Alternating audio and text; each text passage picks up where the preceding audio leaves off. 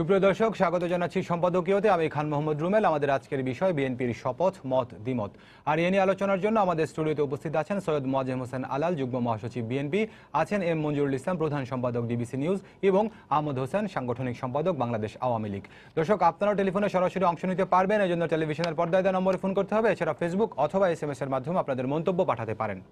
আলোচনা শুরুর আগে দেখে নেব এখনকার প্রধান শিরোনামগুলো। নুসরাত হত্যায় গ্রেফতার আওয়ামী লীগ নেতা রুহুল আমিন 5 দিনের রিমান্ডে। গ্রেফতার আরও 2। হত্যাকাণ্ডে অর্থ লেনদেনে বেশ কয়েকজনের সংশ্লিষ্টতা পেয়েছে সিআইডি।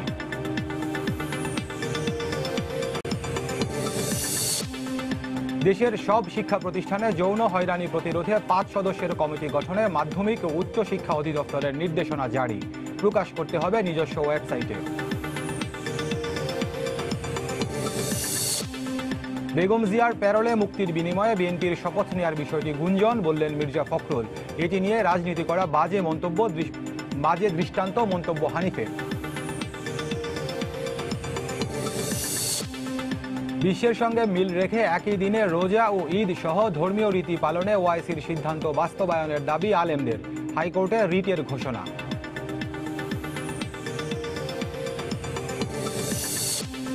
এবং ফেরদৌসের নির্বাচনী প্রচারণায় অংশগ্রহণ নিয়ে মমতাকে ধুয়ে দিলেন মোদি। বললেন, সংখ্যালঘুদের ভোট টানতে এই কৌশল। ভোটেই বিজেপিকে জবাব দিতে চায় তৃণমূল।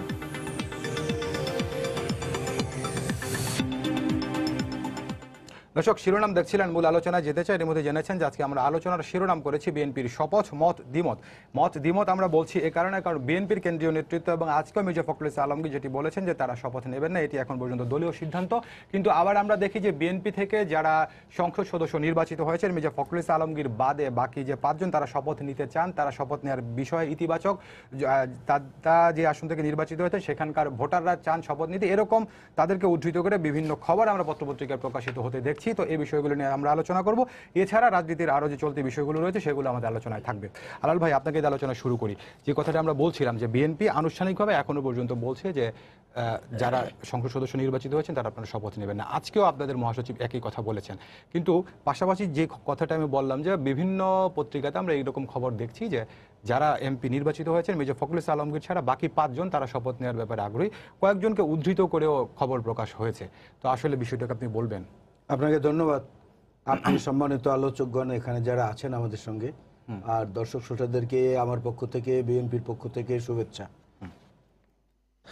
বিষয়টি যেটা দাঁড়িয়েছে, মহাসচিব যেটা বলেছেন দলের প্রতিনিধি হিসাবে, জি, উনি যে কথাটি বলেছেন এটি হচ্ছে আসলে বাস্তবতা। কিছু আছে রাজনীতিতে মিথ, আর কিছু আছে ডকুমেন্ট। তো ডকুমেন্টারি যে পার্টটি আপনি দেখাতে চেয়েছেন, বাকি 5 জন সদস্যেরই মতামতটা কিন্তু আমরা ওইভাবে দেখিনি। আমরা 3 জনের বক্তব্য শুনেছি। তার মধ্যে একজন বলেছেন যে দলের সিদ্ধান্তের বাইরে আমি যাব না, এবং আজকে তিনি সেটা আবার রিপিট করেছেন। মোশাররফ হোসেন সাহেব, বগুড়া 4 থেকে সম্ভবত নির্বাচিত উনি।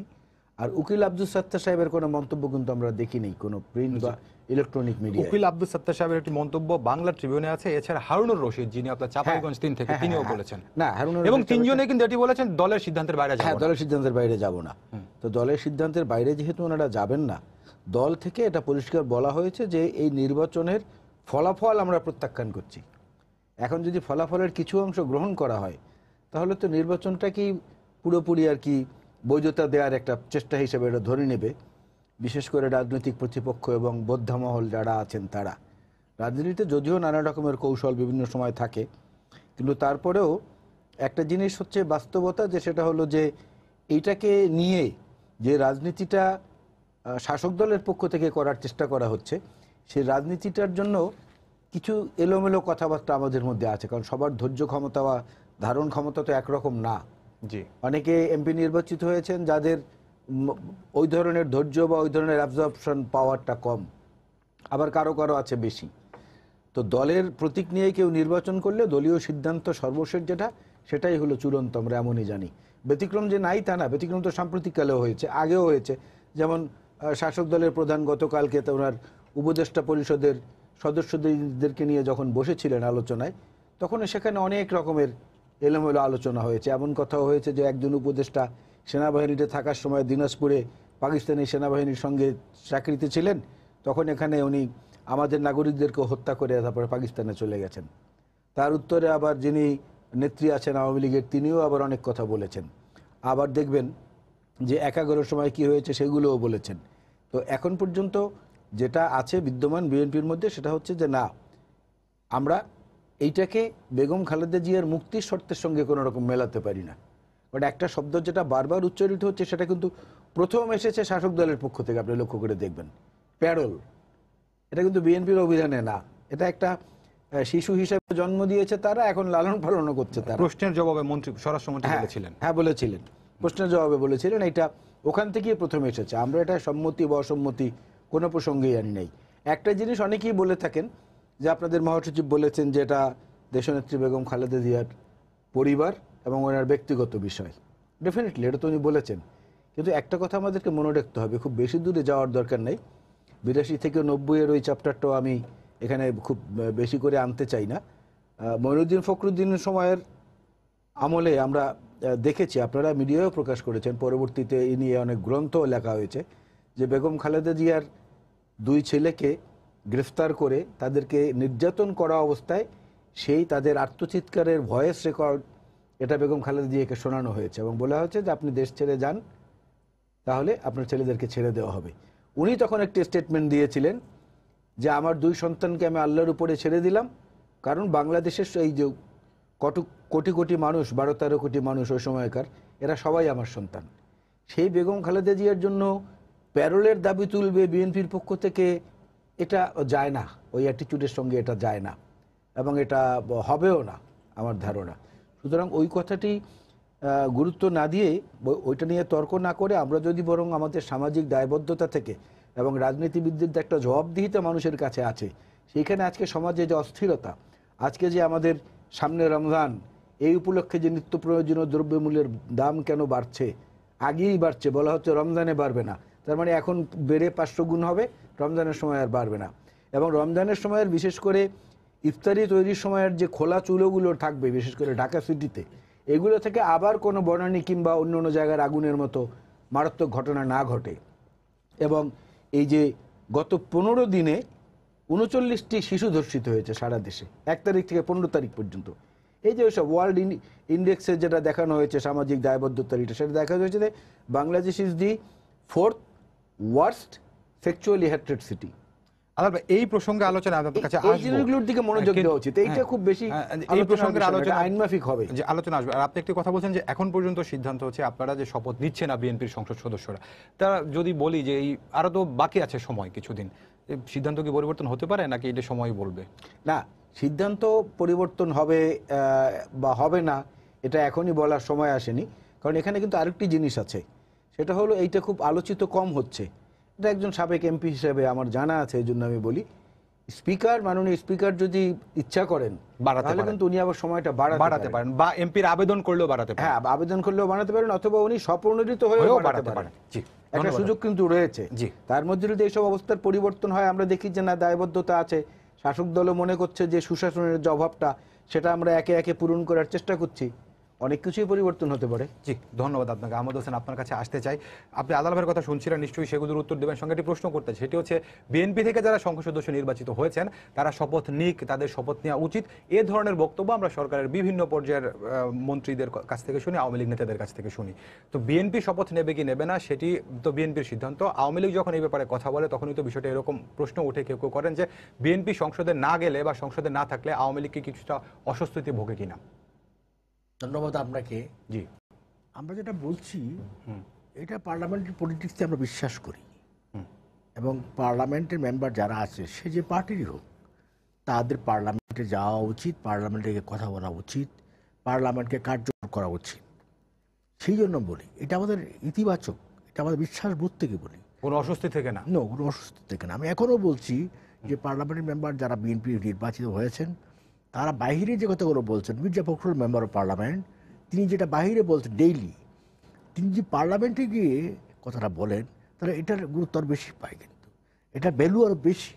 তখন মেম্বার অফ পার্লামেন্টের বক্তব্য, পার্লামেন্ট মেম্বারের বক্তব্য, তখন এই বক্তব্যের একটা আলাদা ওয়েট থাকে, ওজন থাকে, গুরুত্ব থাকে, একটা মেসেজ থাকে, এই মেসেজটা বাইরেও যায়। কাজে আমার মনে হয় যে বিএনপি তো ব্লান্ডার করেছে অনেক, যে আরেকটা ব্লান্ডার যাতে না করে, এটা আমরা চাই যে বিএনপি রাজনৈতিকভাবে পলিটিক্যালি অন্তপক্ষে মরে যাক, শেষ হয়ে যাক। ব্লান্ডার কি করেছে বিএনপি? বিএনপি তো ব্লান্ডার করেছে। বিএনপি প্রথম ব্লান্ডার করে 2014 সালের নির্বাচন না এসে একটি আত্মহত্যার মতো একটি ব্লান্ডার করেছিল। বিএনপি তখন দাবি ছিল তাদের দাবি, ওই দাবি যে দাবি, ওই দাবি তো এইবারও ছিল। ওই দাবি এবার বিএনপি বলেছে আন্দোলনের অংশ হিসেবে তারা ওই নির্বাচনে দাবি, গেছে। এইগুলো হচ্ছে কৌশলী কথা। প্রথম বলেছে যে শেখ হাসিনার অধীনে নির্বাচনেই তারা যাবে না, তত্ত্বাবধায়ক ছাড়া তার কিছু মানেই না, নিরপেক্ষ নির্বাচন, নিরপেক্ষ সরকার ছাড়া তারা নির্বাচনেই যাবে না। অবশেষে তারা কিন্তু এসেছে। প্রথম বড় ডায়লগ দরকার এসেছে। এবার বিএনপি যেটি বলছে যে এবার নির্বাচন যেমনটা হয়েছে সে কারণে বিএনপি বলছে যে তারা যে 14তে যায়নি সেটি সঠিক সিদ্ধান্ত ছিল।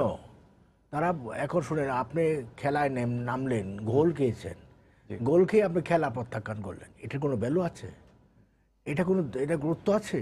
আপনি গোল খেয়ে ফেলেছেন। বিএনপি তো বলতে তাদেরকে খেলতে দেওয়া হয়নি, সে কারণে তারা গোল খেলেছে, খেলতে, এবং শেষ পর্যন্ত আপনি দেখেন না পত্রিকা দেখে, ডক্টর কামাল হোসেন তাদের মুখপাত্র ছিলেন তখন, এখনো আছেন কিনা আমি জানি না, তো ঐক্যফ্রন্টের নেতা হিসেবে তিনি বলছেন যে শেষ পর্যন্ত, লাস্ট মোমেন্ট পর্যন্ত আর সেই নির্বাচন কেন্দ্রে আপনারা থাকবেন এবং ভোটের রেজাল্ট নিয়ে আপনারা বেরিয়ে আসবেন। ভোটের বিপ্লব হবে, ভোট বিপ্লব হবে আমাদের বিরুদ্ধে, নৌকার বিরুদ্ধে, কিন্তু আল্লাহর কি রহমত, ভোট বিপ্লব হয়ে গেছে তাদের বিরুদ্ধে। এটা হয়তো তারা বুঝে উঠতে পারেননি, এটা তাদের ফোর্সলাইটনেসের অভাব ছিল, এটা তো রেকর্ডই আছে। সুতরাং তারা তো খেলায় নেমেছেন, ইলেকশন হয়েছে, পার্টিসিপেটিভ ইলেকশন হয়েছে। এবং আপনি একটা কথা আমি এখানে বলছি যে প্রধানমন্ত্রী বঙ্গবন্ধু কন্যা শেখ হাসিনা কি পৃথিবীর এমন কোনো দেশ বাকি আছে যে অভিনন্দন জানায়নি নির্বাচিত প্রধানমন্ত্রী হিসাবে?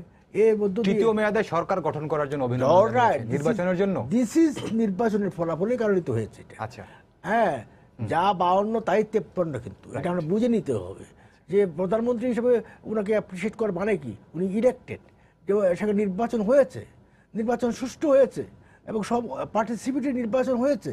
সকল পার্টিসিপেটরি বিএনপি বলে, কিন্তু সুষ্ঠু তো বিএনপি স্বীকার করে না। বিএনপি তো বিএনপি পরাজিত হইলে কেউ স্বীকার করে না, বিএনপি কোনোদিনই স্বীকার করে নাই। আওয়ামী লীগের কাছে পরাজিত হইলে এবং তারা স্বীকার কখনো করবে না, বুঝছেন না? এই যে স্বীকার না করা, এটা হচ্ছে একটা বাস্তব বিবর্জিত কথাবার্তা। এখন আপনি এই যে আপনি বললেন যে বিষয়টি দলীয় পরিবারের ব্যাপার বা বেগম জিয়ার ব্যক্তিগত ব্যাপার, এর অর্থ কি? মির্জা ফখরুল বলতে চাচ্ছেন দলীয় ব্যাপার না, দলীয় বিষয় না, হয় দলের প্রধান তারা বেগম জিয়া, এটা তারা বলছেন না, এটা ওনার ব্যক্তিগত ব্যাপার, পারিবারিক ব্যাপার, এটা উনি ইচ্ছা, ওনার ইচ্ছা, এটা আমাদের কোনো বিষয় এখানে নাই। মানে তারা ভেতরে বেগম জিয়ার চিকিৎসা চান, ঠিক আমরা কি করতে বলি। কিন্তু আহমদ ভাই যদি প্রশ্ন করি, আপনি যদি বলছেন ধরেন দল চাইলো, যদি আমরা ধরেও নেই বিএনপি চাইলো, কিন্তু বেগম জিয়া যেহেতু মামলায় দণ্ডিত, তিনি যদি না চান তাহলে দলের চাওয়ার কি মূল্য আছে? না, ঠিক আছে, এখন দলেরও তো একটা নিজস্ব বক্তব্য থাকতে হবে। আমি দলীয়ভাবে একটা পার্টি, যে ডেমোক্রেটিক পার্টি যদি হয়ে থাকে, জানি বিএনপির ভিতরে ডেমোক্রেসি নেই, সেখানে আপনার একটা ফোরাম থাকবে না, ওই ফোরামে আমাদের অপিনিয়ন থাকবে না। তাদের এমপিরা কিন্তু অনেকে অপিনিয়ন দিয়ে দিয়েছে, ঘুরিয়ে পেঁচিয়ে দিয়ে দিয়েছে, শপথ নেওয়ার পক্ষে অনেকে বলেও দিয়েছে, দিয়েছে, কিন্তু আবার বলেছেন যে দলীয় সিদ্ধান্তের বাইরে যাবেন না। এইটা তো বলতে হয়। আচ্ছা, আমি আমার অপিনিয়ন দিয়ে বললাম যে এটা যাওয়া উচিত, কিন্তু তারপরে আপনারা দলের সিদ্ধান্ত যারা দিবেন তা আমরা মেনে নেব, কিন্তু আমি আমার অপিনিয়ন কিন্তু বলে দিয়েছি। তারা কিন্তু যাওয়ার জন্য, শপথ নেওয়ার জন্য তারা বসে আছে, because they are elected by people. তার তো পিপুলের কাছে জবাব দিতে আছে যে পিপুল আমাকে ইলেক্ট করেছে তো পার্লামেন্টে যাওয়ার জন্য, নিশ্চয়ই পার্লামেন্ট না যাওয়ার জন্য নয়। এখন পার্লামেন্টারি পলিটিক্সে আপনি বিশ্বাস করবেন, পার্লামেন্টে যাবেন না তো হোয়াট ইজ ইউর গোল? আপনার গোলটা কি? আপনি কী চান? এখন বিএনপি হচ্ছে আপনার তাদের বক্তব্য অস্পষ্ট বক্তব্য, রাজনীতি অস্পষ্টতা, কোনো দৃশ্যমান স্পষ্টতা নেই, কখন কি বলছি।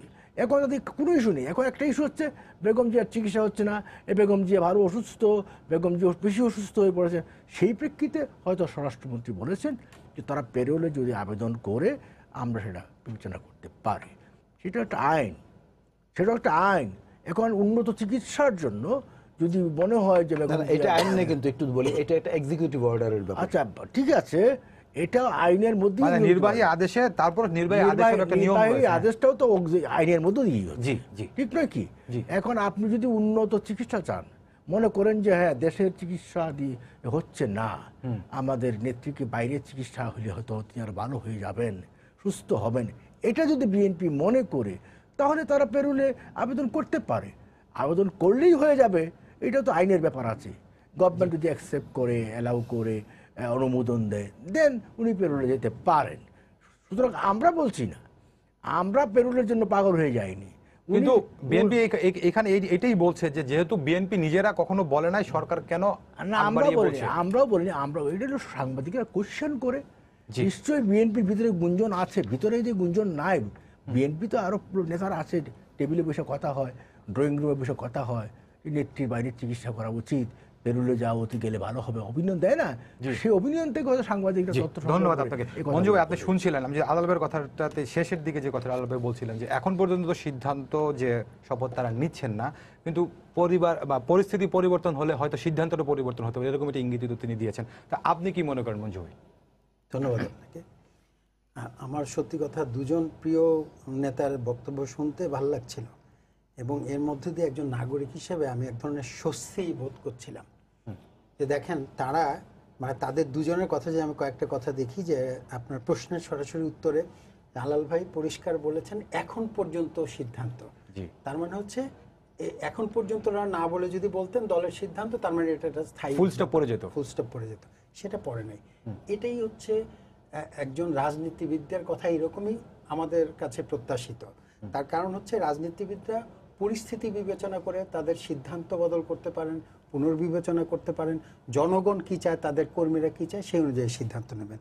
ফলে আমি এর মধ্যে মনে করি ভীষণ বাস্তবসম্মত কথা বলছেন। একইভাবে আমি কয়েকটি পয়েন্ট যদি দেখি, যেমন আলাল ভাইয়ের কয়েকটা জায়গায় উনি বলেছেন যে শপথের তারিখের ব্যাপারে এটা পরিষ্কার। আমাদের টেলিভিশন আজকে আমরা একটা প্রতিবেদন করেছি, সেখানে আপনি যেমন উল্লেখ করলেন যে তাদের যে সংসদ সদস্য তাদের মধ্যে আলাল ভাই বললেন 3 জন কথা বলেছেন, বাকিরা বলেন নাই। আসলে সকল গণমাধ্যম মিলে প্রায় সকলের মন্তব্য এসছে। তবে এইটা আবার ভালো ব্যাপার, এটাও আমি মনে করি গণতন্ত্রের জন্য ভালো। ওনারা বলেছেন শেষ পর্যন্ত দলীয় সিদ্ধান্তই চূড়ান্ত হবে। তার মানে হচ্ছে এটাই গণতন্ত্রের সৌন্দর্য। গণতন্ত্রে কিন্তু দল চূড়ান্ত সিদ্ধান্ত নেবে, কিন্তু একজন কর্মী বা একজন নেতা সে যে তার ব্যক্তিগত মতটা দিতে পারে প্রকাশ্যে, এটাই গণতন্ত্র। সেই ক্ষেত্রে কিন্তু আমরা দেখলাম মির্জা ফখরুল ইসলাম আলমগীর ছাড়া 5 জনের মতই এসছে যে তাদের সংসদে যাওয়া উচিত, গিয়ে দলের কথাগুলো বলা উচিত। এমনকি আমাদের সেই রিপোর্টে শ্রদ্ধেয় মোয়াজ্জেম হোসেন আলাল ভাইয়ের একটা কমেন্ট আছে, সেখানেও কিন্তু ওনার বক্তব্যটা এক্স্যাক্টলি কপি করেছেন আহমেদ হোসেন ভাই। ওখানে আলাল ভাই যেই কথাটি বলছিলেন সেই কথাটি এইমাত্র আহমেদ হোসেন ভাই বললেন যে সংসদে গিয়ে কথা বললে পরে বিএনপির দাবিগুলো আরো বেশি ভোকাল হবে, মূল্যবান হবে, অনেক বেশি লোকের কাছে পৌঁছাবে। মূল বিষয়টি কিন্তু তাই। ফলে এই যে আমি যতটুকু খেয়াল করেছি আপনাদের যে রিপোর্টটি সেটা আমিও দেখেছিলাম, সেখানেও কিন্তু এরকমই যে মানে বিএনপিতে 2 রকম মত আছে শপথ। এক্স্যাক্টলি আপনার শিরোনামটাই আসলে আমাদের রিপোর্টের শুরুটা।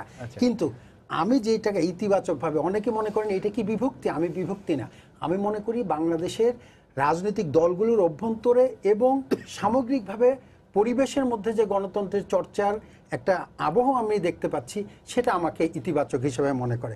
আরেকটা কথা উনি বলেছেন যে নির্বাচনে যার মধ্যে, যেহেতু আলাল ভাই ব্যক্তিগত আলোচনার মত আছে একরকম, আবার দলের একটি বড় পজিশনে আছেন, ফলে উনি সেই বক্তব্যটা আবার দলের অবস্থানকেও দৃঢ় করতে হয়।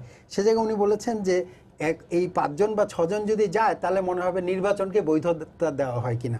কিন্তু তর্কের খাতিরে আমরা তো বলতে পারি ঐক্য প্রক্রিয়া কিন্তু একত্রিত, তাদের যে নির্বাচনী ঐক্য জোটটি তারা কিন্তু ঐক্যফ্রন্ট নির্বাচন করেছে। সেই ঐক্যফ্রন্টের 2 জন যখন গিয়েছে ইতিমধ্যেই তো আপনারা বৈধতা দিয়েছেন, যদি যুক্তির কথা বলেন, তাহলে বাকি 6 জন গেলে বৈধতা কমে যাবে বা বেড়ে যাবে, এইটা আমার কাছে মনে হয় যুক্তিযুক্ত ব্যাপার না। তবে যেই কথাটা আহমেদ হোসেন ভাই বললেন এবং আলাল ভাই আমাদের রিপোর্টারদের বলেছেন, আমি ব্যক্তিগতভাবে আপনাদের এই টেবিলে আগেও বলেছি যে বিএনপি একটি আন্দোলনের মধ্যে আছে। সেই আন্দোলন 3মুখী। একটি আন্দোলন হচ্ছে তাদের নেতা নেত্রীদের মুক্তির ব্যাপারে, দ্বিতীয় আন্দোলনটি হচ্ছে যে এই সরকারের কিছু অনিয়ম আছে এই ইত্যাদির ব্যাপারে, তৃতীয় হচ্ছে জনগণের কিছু প্রত্যাশা আছে, সেই প্রত্যাশাকে আমরা সুশাসন চাই, সেই প্রত্যাশা হচ্ছে রমজানে যাতে দ্রব্যমূল্যের ঊর্ধ্বগতি না হয়, সেই প্রত্যাশা হচ্ছে যে আমরা শান্তিপূর্ণভাবে পরিবেশ করি। এই যে দলের এবং মানে কতগুলো দলের নেতার এবং জনগণের এই দাবিগুলোকে যদি আপনি উচ্চকিত করতে চান, পার্লামেন্ট, সংসদীয় গণতন্ত্রে সংসদের বিকল্প কিছু নাই যতক্ষণ আমি মানি। সেই ক্ষেত্রে সংসদে গিয়ে বললে আমি ওনার সাথে একমত, আহমেদ হোসেন ভাইয়ের সাথে, এইটা সরাসরি যেহেতু সম্প্রচারিত হয় সেখানে বলা হবে না যে 3 জন সংসদ সদস্যটা প্রচার হবে না, বাকি 3 জনেরটা হবে। ফলে সারা দেশের মানুষ যেমন জানবে এবং দেশের বাইরে গিয়েও এক ধরনের আমরা আন্তর্জাতিক জনমত চাই। সেখানে একজন এমপি বিএনপির গিয়ে কথা বললে যেরকম হবে আর বিএনপির একজন সাধারণ কর্মী হিসাবে নেতা হিসাবে গিয়ে বললে দুইটার পরিস্থিতি একরকম হবে না। কারণ রাষ্ট্র কিন্তু সেই ক্ষেত্রে আপনাকে একটা প্রোটোকলও দিবে। আপনি সরকারি খরচে, জনগণের অর্থেই সরকারি খরচ, সেখানে গিয়ে আপনি আপনার দলের কথা বলতে পারছেন, তাতে আমি মনে করি অনেক বেশি কার্যকর হবে। এবং এখানে একটা প্রশ্ন করি, আমরা এই সংসদে আমরা দেখি যে বিরোধী দলের প্রধান বিরোধী দল তো জাতীয় পার্টি, কিন্তু অনেকেই বলেন যে এই যে ঐক্যফ্রন্টের 8 জন, বিএনপির 6 জন আরো 2 জন, তারা যদি সংসদে যান তাহলে ফোকাসটা আসলে তাদের দিকেই বেশি থাকবে। এক্স্যাক্টলি এই কথাটা আমি এর মধ্যে আমি আসতে চাই। আপনি দেখেন ওই যে সেই বঙ্গবন্ধুর কথার মতো যে বিরোধী দলের যদি একজনও যদি ন্যায্য কথা বলে তার কথা আমরা মেনে নেব, যেটা উনি বঙ্গবন্ধু ভাষণে বলেছিলেন। এবং আমরা কিন্তু ওই 70-এর নির্বাচনের পরে পার্লামেন্টেও আমরা ছোট মাইনরিটি দেখেছি, 73-এর নির্বাচনে দেখেছি। এবং আপনার সেই মনে থাকবার কথা, তারা ওই যে 2 জন করে মানুষ কিন্তু সারা জাতির কাছে জনপ্রিয় হয়ে উঠেছেন, যারা পরবর্তীতে জাতীয় নেতায় পরিণত হয়েছেন। আমি ব্যক্তিগতভাবে বিশ্বাস করি এখন পর্যন্ত এই যে আওয়ামী লীগের সকল নেতা, অনেকে বলেন আমরা টেবিলের আলোচনায় যে বিএনপিকে বাঁচিয়ে রেখেছেন আওয়ামী লীগের কেন্দ্রীয় নেতারা। যতবার না বিএনপির নেতারা বিএনপির নাম উচ্চারণ করেন, তার চেয়ে অনেক বেশি আওয়ামী লীগের নেতারা বা আমরা গণমাধ্যম করি। ফলে এইটা তো একটা ইতিবাচক দিক হিসেবে আমি দেখতে চাই, কারণ বিএনপি একটি বড় রাজনৈতিক দল, এটা অস্বীকার করবার কোনো উপায় নাই। ফলে আওয়ামী লীগের পরে বিএনপির যে কর্মী এবং সাধারণ জনগণ লেভেলে গ্রহণযোগ্যতা, সেটারই বহিঃপ্রকাশ আমি মনে করি এইটা। এবং সংসদে 3 জন হোক 5 জন বা 8 জন, যে কজনই যাক, 8 জন গেলে পরে একই রকম পূর্ণ বিরোধী দলের মর্যাদা তারাই পাবেন, এইটুকু আমি প্রকাশ্যে বলতে চাই। জাতীয় পার্টি সাংবিধানিকভাবে বিরোধী দল হলেও জনগণের কাছে বিরোধী দলের মর্যাদাটুকু বা আলোচনাটুকু কিন্তু বিএনপি পাবে, এটা। আর এই জায়গায় আমি আরেকটু কথা বলতে চাই।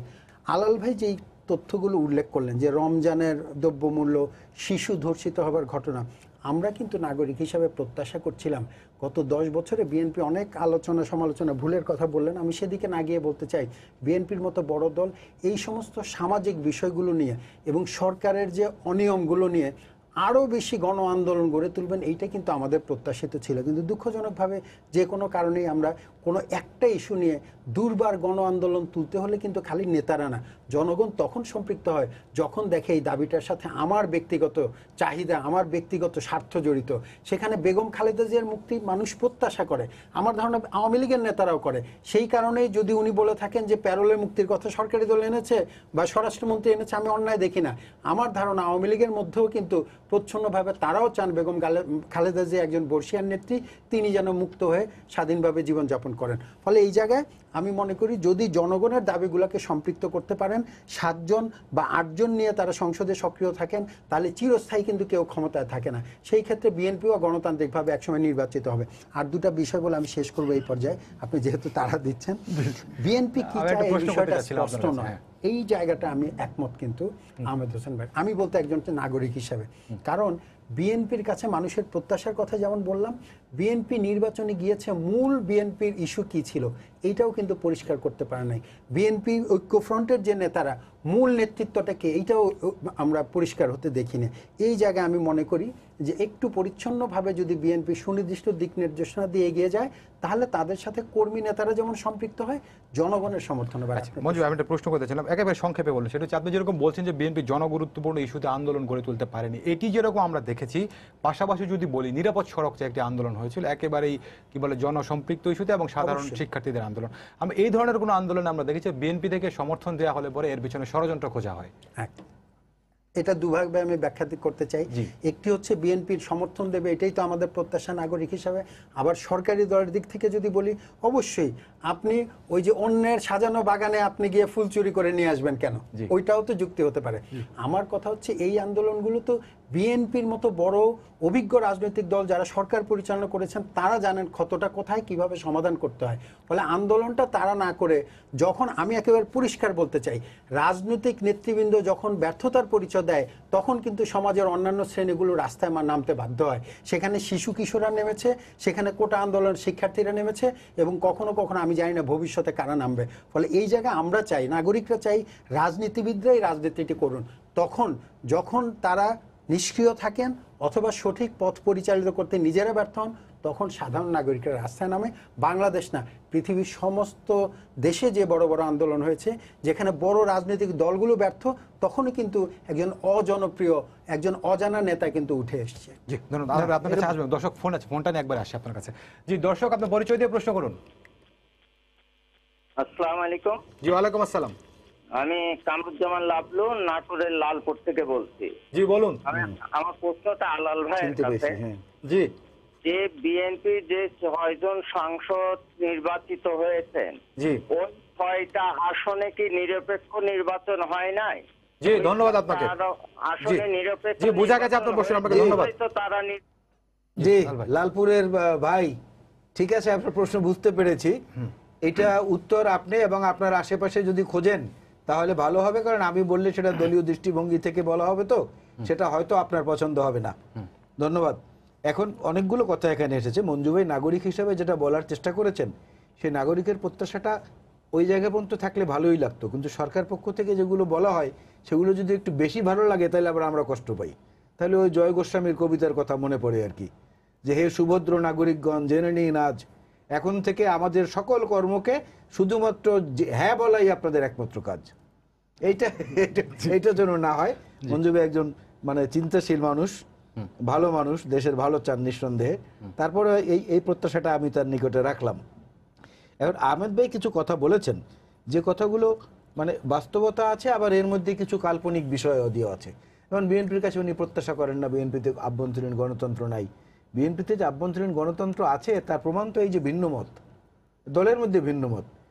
আওয়ামী লীগেও যে গণতন্ত্র আছে আভ্যন্তরীণ, সেটারও ভিন্ন মত। ওই যে উপদেষ্টা পরিষদের বৈঠকের কথা আমি বললাম, আজকে যেগুলো প্রিন্ট মিডিয়ায় বেরিয়েছে, অনেক খারাপ কথাবার্তা সেখানে হয়েছে। তো এইটা হচ্ছে আভ্যন্তরীণ গণতন্ত্র। এবং বিএনপি ওই যে পার্লামেন্টারি ফর্মকে উনি সশ্রদ্ধ চিত্তে স্মরণ করলেন, এই পার্লামেন্টারি ফর্মে 91 সনে বিএনপি ক্ষমতায় থাকাকালীন সময় transfer to the parliamentary form, রাষ্ট্রপতি শাসিত সরকার থেকে এখানে এসেছে। কিন্তু অ্যালায়েন্সটা হচ্ছে গিয়ে আনহোলি অ্যালায়েন্স।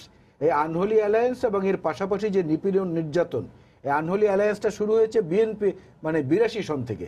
আপনি 82-তে দেখেন নির্বাচিত রাষ্ট্রপতি আব্দুল সাত্তারের কাছ থেকে ক্ষমতা নেওয়া হলো। আজকের আওয়ামী লীগের প্রধান উনি তখন বলেছিলেন আই এম নট আনহ্যাপি। এই যে শুরু হলো যে ভিন্ন পথে গণতন্ত্রের ভিন্ন পথ খোঁজা এবং বিএনপিকে যেভাবে হোক চেপে ধরা, এটার একটা পরিকল্পনা, একটা আনহোলি অ্যালায়েন্স হলো এরশাদ সাহেবের মধ্যে এবং বর্তমান আওয়ামী লীগের সঙ্গে। 86-তে গিয়ে যে নির্বাচনে গেলে জাতীয় বেঈমান হব এই কথা বললেন, তার 12 ঘন্টার মধ্যে এসে সেই নির্বাচনে যাওয়ার সিদ্ধান্ত দিলেন আজকের যিনি প্রধানমন্ত্রী তিনি। 91 সনে উনি বললেন যে একটা দিনের জন্য শান্তিতে থাকতে দেব না বিএনপি সংখ্যাগরিষ্ঠতা পাওয়ার পরে। 2007-এ এসে যখন মঈনুদ্দিন ফখরুদ্দিনরা আসলো ঘুরপথে, তখন আবার বললেন যে আমরা আপনাদের সকল কাজের বৈধতা দেব, ইন্ডেমনিটা দেব। এই মোটা দাগে, বড় দাগে যদি এই 4টি কথাই আমি বলি, গণতন্ত্রের বিপক্ষে অবস্থান নিয়েছে আওয়ামী লীগ। এবং আওয়ামী লীগের জন্য অনেক বোদ্ধামহলি এখন বলেন যে এই আওয়ামী লীগ তো আমরা কল্পনাও করতে পারি না। কারণ হোসেন শহীদ সরওয়ার্দী, তারপরে মৌলানা আব্দুল হামিদ খান ভাসানী, তারপরে জনাব শেখ মুজিবুর রহমান, এরা যে আওয়ামী লীগ তৈরি করেছিলেন, সেই আওয়ামী লীগ পুলিশের একটি অংশ, নির্বাচন কমিশনের একটি অংশ, বিজিবির একটি অংশ, র্যাবের একটি অংশ, সিভিল অ্যাডমিনিস্ট্রেশনের একটি অংশ। এদের দয়ার উপর, এদের ভিক্ষার উপর দেয়া ভোটে নির্বাচিত হয়ে সেটা নিয়ে তারস্বরে বলবে যে আদাল ভাই অনেকে তো এই প্রশ্ন তোলেন যে জিয়াউর রহমানের বিএনপি আর বর্তমান বিএনপি এক না। না, ঠিক আছে, হতে পারে যুগের পরিবর্তনের সাথে সাথে তো অনেক কিছু হয়, কিন্তু যুগের পরিবর্তনের সাথে সাথে যদি অগ্রগতির চেয়ে অধঃপতনটা বেশি হয় তখন সেটা সমালোচনা বেশি হয়।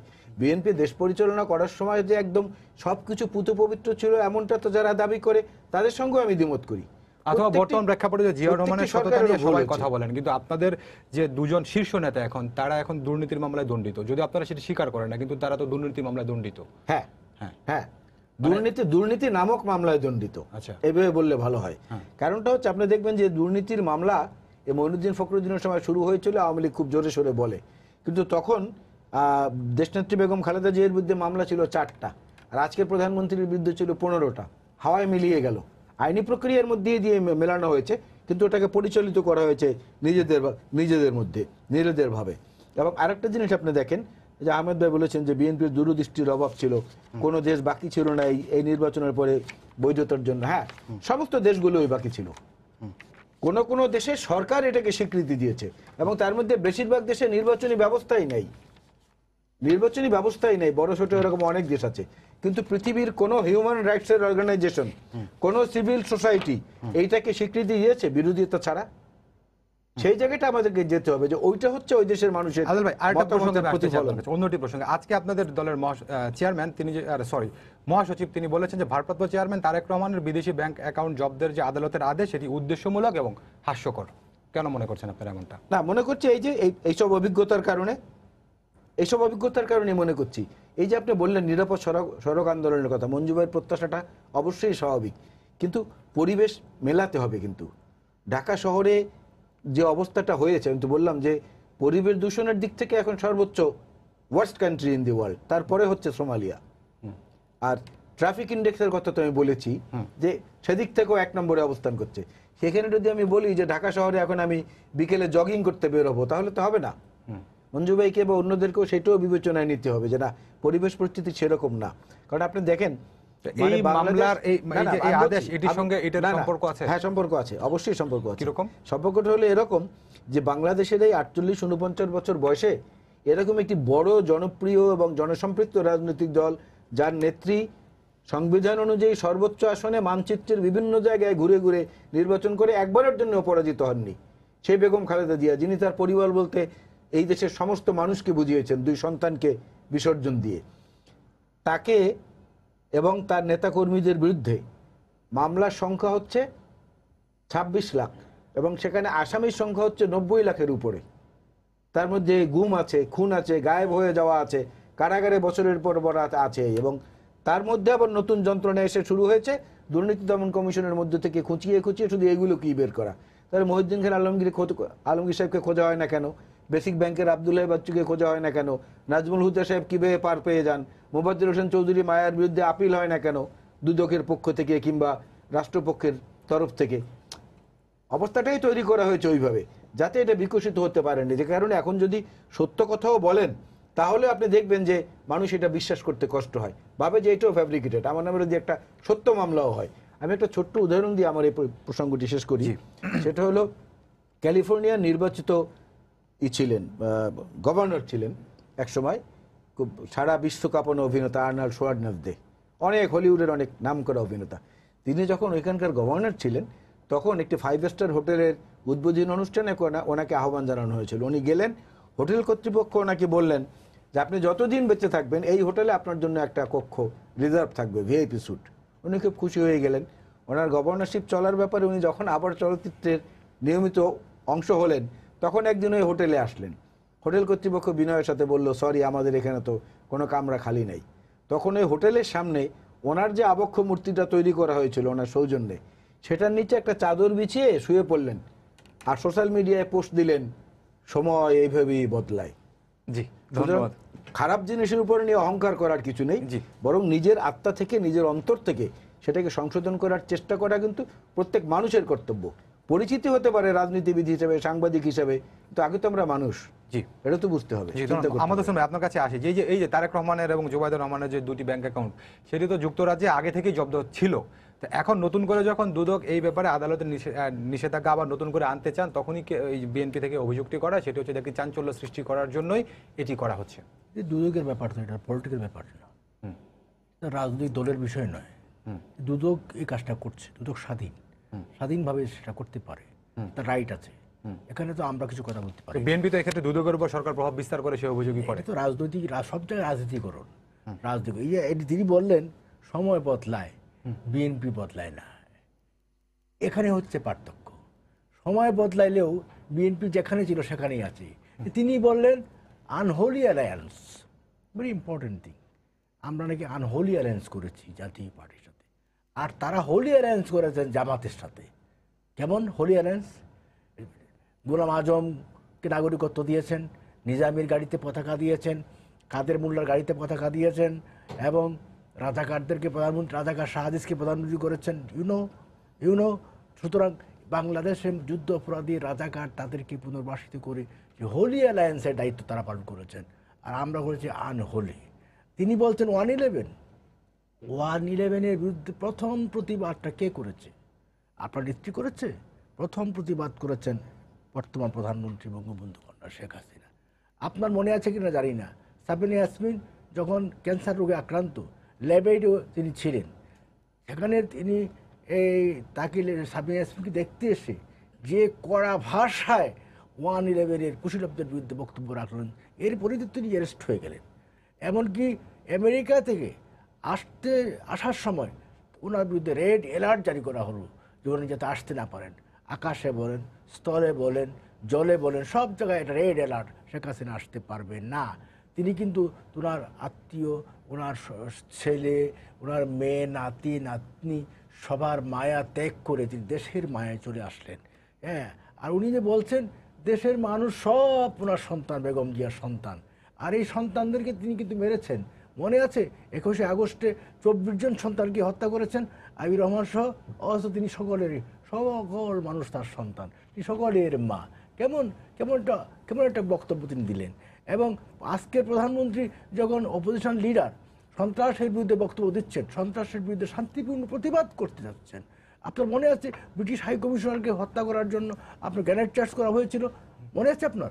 হ্যাঁ, সেটার প্রতিবাদ করতে যে শান্তিপূর্ণভাবে তিনি যখন ট্রাকের উপর দাঁড়িয়ে বক্তব্য রাখছেন, তখন তাকে হত্যা করার জন্য যে হাওয়া ভবন থেকে ব্লু প্রিন্ট তৈরি করা হয়েছে, সেই ব্লু প্রিন্ট অনুযায়ী সেদিন 24 জন আইবি রহমান 24 জন নেতাকে হত্যা করা হয়েছে।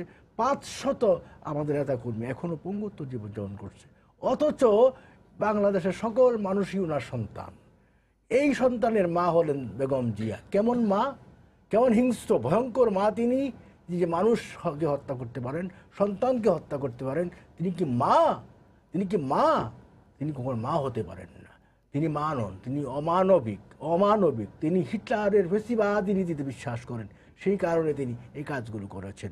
আজকে আপনি বলেন পার্লামেন্টারি পলিটিক্স, মাত্র 10 days leader of the opposition Begum Zia উপস্থিত ছিলেন পার্লামেন্টে, অনলি 10 days ছিলেন। কারণ ওনার কাজই ছিল এই পার্লামেন্টকে অকার্যকর করে দাও। সুতরাং আর পার্লামেন্টারি পলিটিক্স, সেটা আবার মনে আছে বিচারপতি শাহাবুদ্দিন সাহেব আমাদের যে এই 3 জুটের রূপরেখায় ছিল যে আমরা পার্লামেন্টারি পলিটিক্সে ফিরে যাব। বাট বিএনপির গণতন্ত্র ছিল, ঘোষণাপত্র ছিল তারা রাষ্ট্রপতি শাসিত শাসনে বিশ্বাস করে। যখন বিএনপি 91 ক্ষমতা আসলো, সংবিধান সংশোধনে তারা টালবাহানা করতেছিল, তখন বিচারপতি শাহাবুদ্দিন সাহেব জাতির উদ্দেশ্যে ভাষণ দিলেন যে 3 জুটের রূপরেখার যে বক্তব্য, সেটার সাংবিধানিক ভিত্তি নাই, বাট এর একটা নৈতিক ভিত্তি আছে, বক্তব্যের নৈতিক ভিত্তি আছে। কমিটমেন্ট ছিল যে পার্লামেন্টারি পলিটিক্সে ফিরে যেতে হবে। এরপরে না তারা বাধ্য হলেন পার্লামেন্টারি পলিটিক্সে ফিরে আসার জন্য, সংবিধান সংশোধন করার জন্য তারা বাধ্য হলেন। কিন্তু সেটা আপনার মনে আছে জানি না, কিন্তু এটা আমরা জানি। সুতরাং বিএনপি এই যে বলছেন না শেষ হয়ে হলো না শেষ, ছোট গল্প রবীন্দ্রনাথের ছোট গল্পের মতো বলতেছি। সুতরাং বিএনপির বক্তব্যের শেষ হয়ে হলো না শেষ। তারা এই যে এখনো অপেক্ষায়, এই যে সময়ের অপেক্ষায় আছে, কিন্তু যদি এক্সটেন্ড হয়, যদি স্পিকার স্বতঃপ্রণোদিত হয়ে এক্সটেন্ড করেন টাইম কি, অথবা তারা অ্যাপ্লাই করতেও পারে, এক্সটেন্ড করেন, তাহলে তারা শপথে যাবেন। সব তো বুঝে খুলে বলতে হয় না, বুঝে নিতে হয়। আমরাও বুঝি, যদি আসেন ভালো কথা, শুভপুত্র যদি উদয় হয় ভালো কথা, না হলে বিএনপি যদি পার্লামেন্টে না গিয়ে তাদের এই টাইম শেষ করে দেয় আর পার্লামেন্ট থেকে চলে যায়, তাহলে তো এখানে এই সিটগুলো ভ্যাকেট হয়ে যাবে, এখানে নির্বাচন হবে। কিন্তু তাহলে কিন্তু বিএনপি পার্লামেন্টারি রাজনীতি থেকে সরে গেল। আমি আবারও আপনার কাছে আরেকবার আসার চেষ্টা করবো। আমি একটু মঞ্জু ভাইকে যেতে চাই। মঞ্জু ভাই, এর আগে আমরা যে প্যারোল নিয়ে যখন প্রথম কথাটি উঠে, তখন তো 2টি রাজনৈতিক দলের পক্ষ থেকে প্যারোলের পক্ষে বিপক্ষে কথাবার্তা বলা হচ্ছিল। ইদানিং আপনি কিন্তু দেখবেন একটি বিষয় যে 2টি রাজনৈতিক দল থেকে মোটামুটি এটি গণমাধ্যমের উপর এক ধরনের চাপিয়ে দেওয়া হচ্ছে যে গণমাধ্যমে এই ইস্যুটি সামনে এনেছে।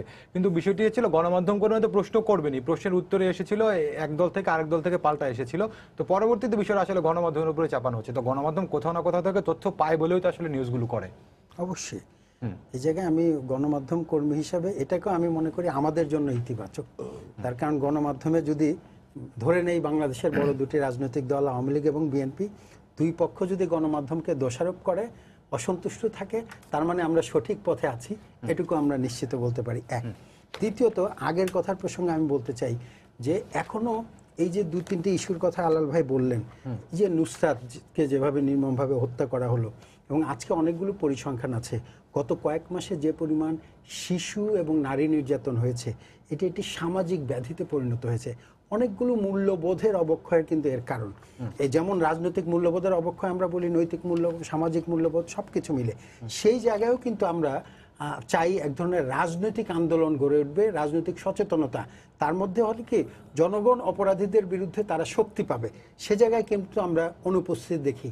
আজকে দেখেন ফেনীতে কিন্তু সাধারণ নাগরিকরা আন্দোলন করলো বলে আজকে সরকারি দল বা সরকারকে এইটুকু ক্রেডিট দিতে চাই যে তারা তাদের দলের উপজেলা কমিটির যিনি সভাপতি তাকে পর্যন্ত গ্রেফতার করা হলো এবং রিমান্ডে নেওয়া হলো, যেটা কিন্তু আমাদের দেশে একটু অন্যরকম অতীতের ইতিহাস যদি দেখি।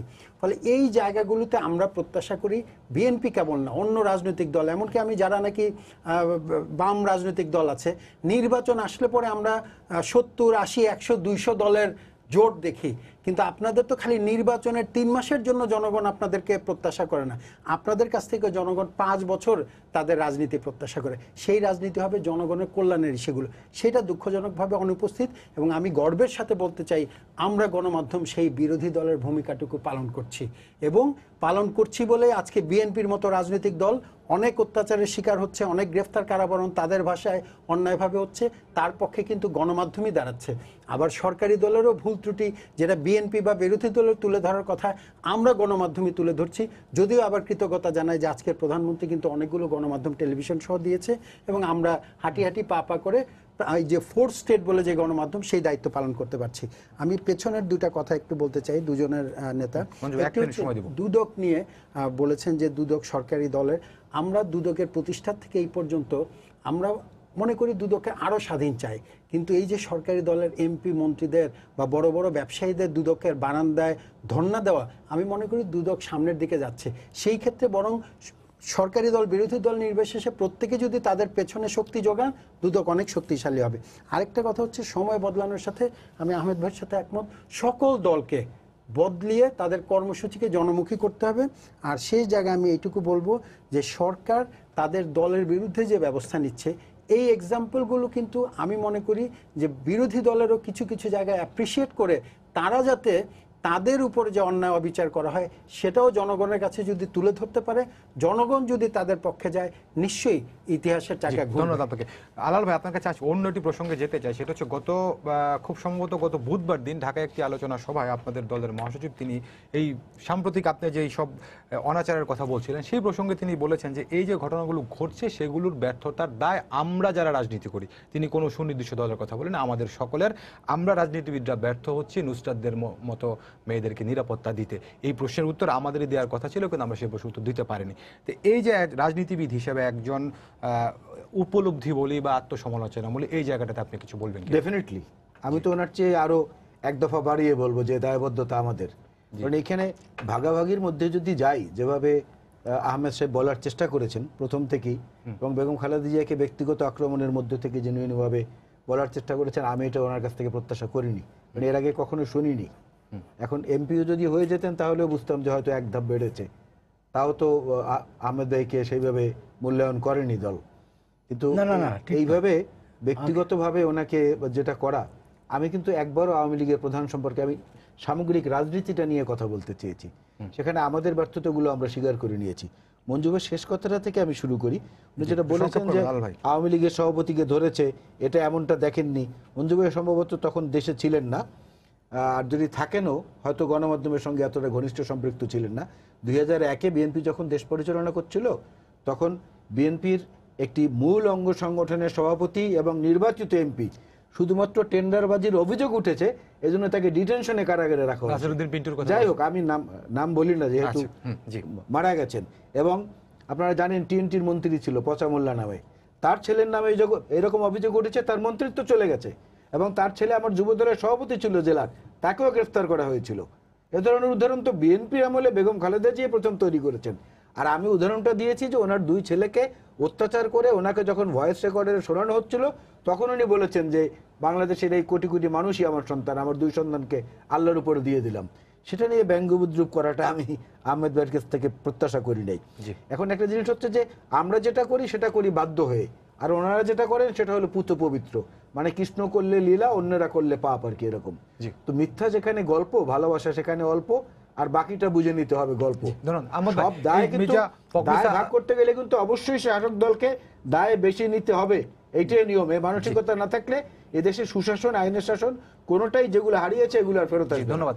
এই যে মির্জা ফখরুল আলমগীর যে কথাটা আমি আলাল ভাইকে প্রশ্ন করলাম, এটি একজন রাজনীতিবিদ হিসেবে, একজন নিবেদিতমান রাজনৈতিক কর্মী হিসেবে এই মির্জা ফখরুল আলমগীরের বক্তব্যটাকে আপনি কিভাবে দেখেন, যে সকল রাজনীতিবিদেরই দায় কিনা? নুসরাত হত্যা, এটার জন্য সারা বাংলাদেশই তো এক, জি। বিভিন্ন কোনটি আমরা কথা বলছি। হুম। আবার কেউ কেউ রাজনীতিকরণ করার চেষ্টা করছে, হুম। কিন্তু রাজনীতিকরণ করার জায়গায় সেখানে নেই, স্পেস নেই। এখন বাংলাদেশের দর্শন, এই ধরনের কিলিং, এগুলো কিন্তু প্রতিদিনের পত্র পত্রিকায় গৃহবধূ আত্মহত্যা এরকম নিউজ কিন্তু পাওয়া যায়, দেখবেন, বা গৃহবধূ খুন এরকম নিউজ পাওয়া যায়। এগুলোর বিরুদ্ধে একটা সামাজিক আন্দোলন সব ক্ষেত্রে গড়ে তুলতে হবে। এগুলোকে রাজনৈতিক ইস্যু হিসেবে আনা ঠিক নয়। এই জন্য সকল দলকে মিলে এবং সর্বস্তরের মানুষকে মিলে এই সামাজিক আন্দোলন, সামাজিকভাবে দেশের মানুষকে অ্যাওয়ারনেস ফিরিয়ে আনা, এগুলো করতে হবে। এই ধরনের অপরাধ শুধু বাংলাদেশে নয়, পৃথিবীর সব দেশেই আছে। আর নুসরাতের এই হত্যাটা আমাদের খুব কাঁপিয়ে দিয়েছে, বিবেককে তো দিয়েছে, আমার হৃদয়কে কাঁপিয়ে দিয়েছে। ধন্যবাদ। আমি মঞ্জু ভাইকে শেষ করতে চাই। মঞ্জু ভাই, দুজনের কথা আপনি শুনছিলেন, মূল কথা, শেষ কথা তো আসলে রাজনীতিবিদরা দেশটা চালাবেন, মানুষের কল্যাণে তারা কাজ করবেন, তো সেই আশার কথা আপনার কাছ থেকে শেষ করতে চাই। না, ওই যে রাজাকারদেরকে ঘরের মধ্যে লালন পালন করে মন্ত্রী তো রাজাকারকে নুরুল ইসলাম সাহেবকে বানিয়েছেন 96 প্রথম এই আওয়ামী লীগ সরকার, এবং আরো 2-4 জনকে বানিয়েছেন। গতকালকেও একেবারে আমার শেষের দিকে আছে। মঞ্জু ভাই, আশার কথা আমি কোন উপদেষ্টা দিনাজপুরে পাকিস্তানিদের পক্ষে কাজ এইটুকু করেছেন? বলতে চাই যে রাজনৈতিক দলগুলো তারা অনেকখানি আত্ম উপলব্ধি হয়েছে, এটা আমাদের নাগরিকদের জন্য বুদ্ধিমানের কারণ হচ্ছে কি, আমরা বিএনপি নেতা গয়েশ্বর রায় গতকাল একটি সভায় বলেছেন যে বেগম খালেদা জিয়ার পাশে দাঁড়ানোর মতো ত্যাগী নেতার অভাব হয়ে যাচ্ছে, এই যে ওনারা প্রকাশ্যে বলতে পারছেন। আরেকটা হচ্ছে এই কারণে বেগম খালেদা জিয়া কিন্তু শেষ পর্যন্ত উনি সিদ্ধান্ত অটল থাকতে পারেন নাই, বঙ্গবন্ধু হাসপাতালে আসতে হয়েছে তাকে চিকিৎসার জন্য। তার কর্মীরা, নেতারা যদি সংঘবদ্ধ থাকতো, আন্দোলন গড়ে তুলতে পারতো, তাহলে হতো না। সে জায়গায় আমি শেষ বাক্যটি বলবো, একইভাবে সরকারি দলও তাদের যে ছাত্রলীগ সহ অনেক যুব সংগঠন একতরফা যে সমস্ত অন্যায়ের সাথে লিপ্ত হচ্ছে, এখানেও আমি মনে করি বিরোধী দলের অনেক দায়। তারা যদি সক্রিয় থাকতো, সজাগ পাহারা দিত, তাহলে একচ্ছত্র অন্যায় সুযোগ পেত না। আমরা চাই সরকারি দল, বিরোধী দল, সবাই রাজনীতিকরা ঐক্যবদ্ধ থাকে। সবাইকে ধন্যবাদ জানিয়ে শেষ করছি আজকের সম্পাদকীয়। আগামীকাল আবারও দেখা হবে রাত 10টায়। দেখার আমন্ত্রণ রইল। শুভরাত্রি।